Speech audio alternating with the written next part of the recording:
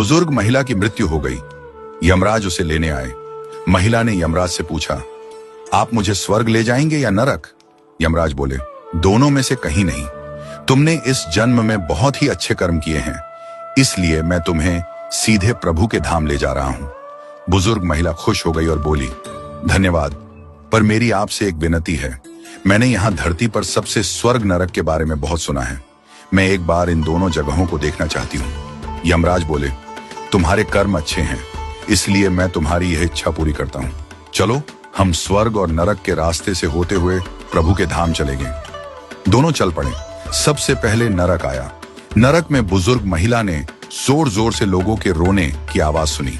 नरक में सभी लोग दुबले पतले और बीमार दिखाई दे रहे थे। महिला ने एक आदमी से पूछा, यहाँ आप सब लोगों की ऐसी हालत क्यों है? आदमी बोला, तो और कैसी हालत होगी? मरने के बाद जब से यहाँ आए हैं, हमने एक दिन भी खाना नहीं खाया। भूख से हमारी आत्माएं तड़प रही हैं। बुजुर्ग महिला की नजर एक विशाल पतीले पर पड़ी, जो कि लोगों के कद से करीब 300 फुट ऊंचा होगा। उस पतीले के ऊपर एक विशाल चम्मच लटका हुआ था।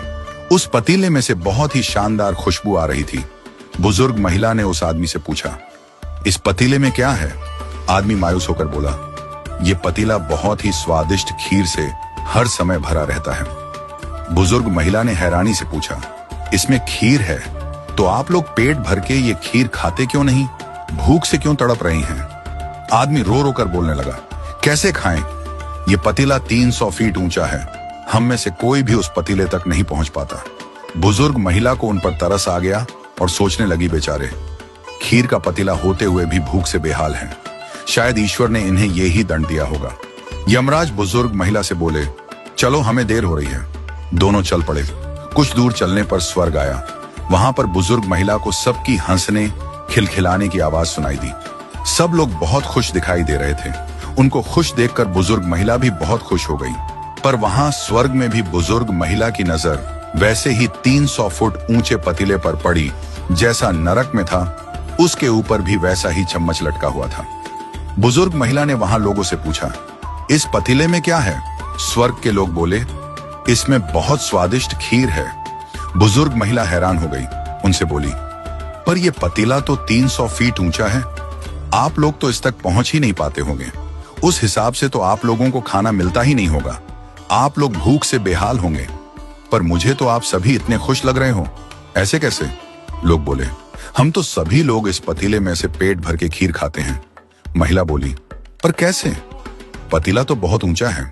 लोग बोले, तो क्या हो गया, पतीला ऊंचा है तो? यहाँ पर कितने सारे पेड़ हैं। ईश्वर ने ये पेड़ पौधे, नदी, झरने हम मनुष्यों के उपयोग के लिए तो बनाए हैं। हमने इन पेड़ों की लकड़ियां ली, उसको काटा, फिर लकड़ियों के टुकड़ों को जोड़ के विशाल सीढ़ी का निर्माण किया। उस लकड़ी की सीढ़ी के सहारे हम पतीले तक पहुंचते हैं और सब मिलकर खीर का आनंद लेते हैं। बुजुर्ग महिला यमराज की तरफ देखने लगी। यमराज मुस्कुराए और बोले, ईश्वर ने स्वर्ग और नरक मनुष्यों के हाथों में ही सौंप रखा है। चाहे तो अपने लिए नरक बना लें, चाहे तो अपने लिए स्वर्ग।